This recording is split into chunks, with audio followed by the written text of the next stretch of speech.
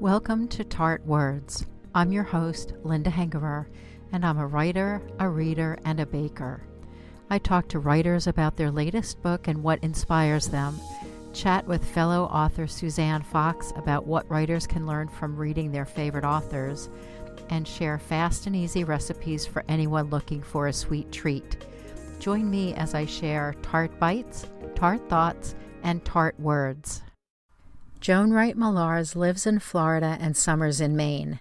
She's the author of the Madigan YA mystery series. The third book in the series, Maine Roots Run Deep, was a finalist for Best YA Book at the 2018 Independent Publishers of New England Book Awards.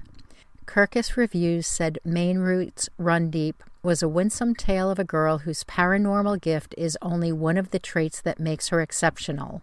Joan's short story, The Souk, was awarded an honorable mention by the Bethlehem Writers Roundtable in 2017. Another short story, Barbara Screechie, was published in the anthology Whittier Than Thou, Wit and Whimsy inspired by the life and works of John Greenleaf Whittier, in 2019. You can visit Joan's website at www.joanwrightmularz.com to watch for the publication date for her new book, Slate, A Band of Friends Mystery. Joan and I are members of the Florida Treasure Coast chapter of Sisters in Crime, and we've also both spent time in Rangeley, Maine. Rangeley is a small town in western Maine, up in the corner by Canada and New Hampshire. My great-grandparents lived there, and we would visit during the summer when I was growing up. We stayed at the family camp in Aquasic on Lake Mooslick-Maguntic.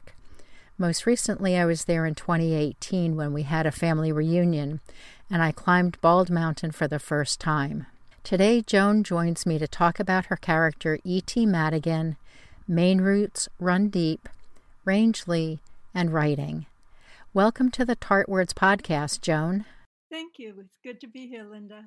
When my family had a family reunion a couple years ago, it was really nice to see that Rangeley has not changed a lot. How did you come to Rangeley? My husband and I were looking for property back in 1983. We wanted it to be near a ski area and also lakes. And we kind of stumbled into Rangeley and fell in love with it. And we built a house that year and have been going up ever since. The thing that always struck me was how nice to get away it was. You know, there wasn't a phone at the camp. There wasn't a TV because there was no television reception. The radio stations that we could pick up were from French Quebec, and they were in French. So mostly we would do board games, we'd play cards, we would read, we'd swim in the lake and water ski and canoe and do, back to nature types of things. Is that what you find yourself doing when you're up there? Oh, yeah. We hike, we ski, we kayak, just get outdoors all the time. And watch very little TV. We didn't have one for years, and put one in a couple of years ago just for the news, but seldom watch it. Still a gem of a place to get away from it all. Have you climbed Bald Mountain? Many times in every season. We've climbed it when we were there. It was an adventure, and I'm glad I did it. The real adventure is when you do it in the winter and the top gets really icy. You have to do it in snowshoes. You're a better person than I am. I would not do that in the winter time. The view is amazing. The view is spectacular. Tell me about your latest book. The short version is it's about a 15-year-old girl with psychic sensitivity who spends a year in Maine and has dreams about the disappearance of the Abenaki natives of the region, telling her there's a mystery to be solved. I like that. The slightly longer version is, her name is Ellen Theodora Madigan, sees past events in her dreams and has the smarts to solve the mysteries they hint at. At age 15, she arrives in a small lake town in the mountains of western Maine. Up until then, much of her life life had been lived near her dad's archaeological digs in other countries. However, he's on sabbatical, and Ellen and her family spend a year at her grandparents' lake house. Before long, she's having strange dreams about Abenaki Native Americans, the first inhabitants of the area, who seem to have disappeared, and she's encountering loons on the water, which she senses are trying to communicate. Her paranormal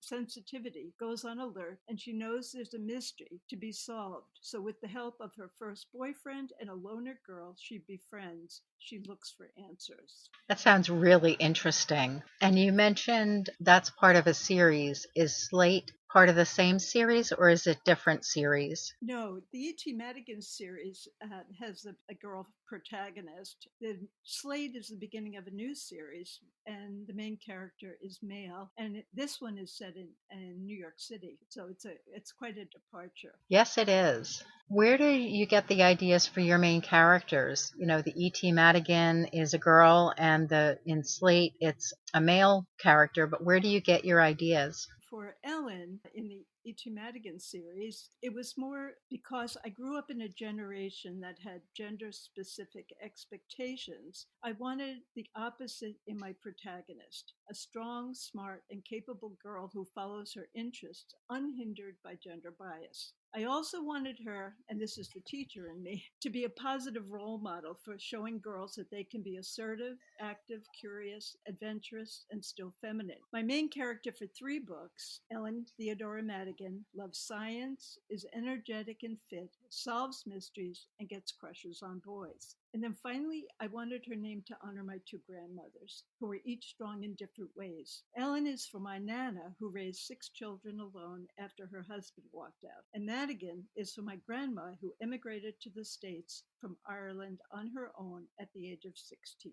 Isn't it amazing how young some of these women were when they changed their lives? Really? I mean, yes, she had no support and went to work as a maid in New York City and somehow thrived. Good for her. And good for you for honoring them. That's really nice. Where did you get the And then ideas for your books? the first 2 in this series were set in Europe, and it was because I was living there at the time. The first book was set in Italy, and I happened to live near Cuma, which is an ancient Greek settlement where the Sibyl, one of the ancient seers, used to make predictions in a cave, and I was fascinated by that. So that was the setting for the first book. The second book was set in Munich, Germany, and I lived there for 6 years, and we were surrounded by lots of landmarks from the Nazi era. But I was taking a German class, and there were monuments to some students who died at the hands of the Nazis for handing out folders, and they were called the White Rose Society. And I was fascinated by that, and that became part of the premise for the second book. And of course, the third book in Maine is because I've been there for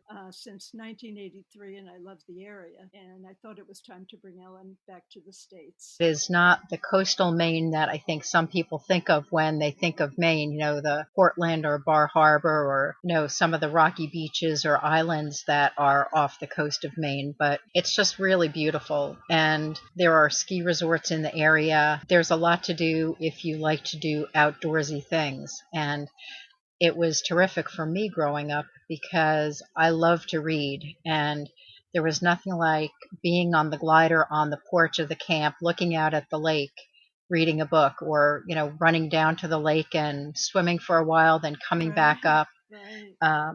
and just having, you know, a great time. Tell me a little bit. Do you have a writing routine? My routine is I write every day. I don't always write about for the book. I have lots of projects in the fire. Lately, I've been busy with revisions for Slate, although they're completed right now and it's been submitted. I also write a monthly blog for my website with the theme Journeys. I do a monthly prompt for my fiction writers critique group, and I do short stories for competitions. And I usually write for several hours, mostly afternoons. Nice. Is there a creative outlet that plays into your mysteries or gives you a creative respite from writing? Do you cook or craft? I was a family consumer science teacher, so I've done lots of both. I do a lot of sewing. I also do a lot of artwork. In fact, I did the artwork for several children's picture books, and those are my main hobbies. I love to cook. I always mention food in the books. In fact, the main book has a lot about Swedish cooking because the grandmother in the story is Swedish. We talk about Swedish celebrations and Swedish food. You mentioned sewing and art. Do you find that they help with your writing just to give your mind a break and let your subconscious work while your fingers are busy, and you're sort of focused on the sewing or the painting or the artwork? Yeah, I find that anytime I reach a point in my writing where I reach a block or I'm not sure where I'm going next, it helps to do something else, whether it's one of the crafts or whether it's to get out and walk or I'll go and I'll swim. So just, I think anything like that lets you think in different directions. Particularly if you're doing something physical, I think it helps. And I found for me sometimes that if I'm driving, particularly like when I've been on a drive to the Orlando airport and I go out 60 and up the turnpike, so there are miles and miles of not much traffic at all and miles of just orange groves or citrus groves to the north and south of 60. And at that point of the Florida Turnpike, east and west, there's a lot of ranch land. There's a lot of open space. And there's always some other vehicles on the road, but not a lot, not like 95. So I found that just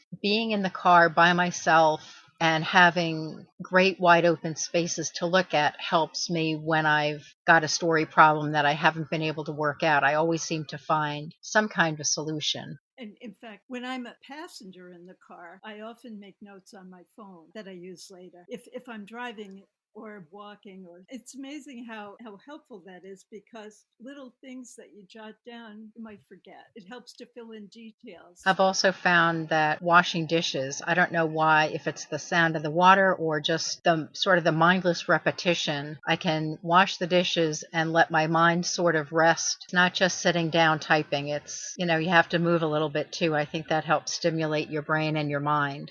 Oh, definitely. Yeah. One of my friends calls them plodding walk. I walk every morning 3 miles. Really gives me a chance to think. Nice. We'll wrap up our chat for today. For listeners, you can visit joanwrightmularz.com. I'll put that link in the show notes.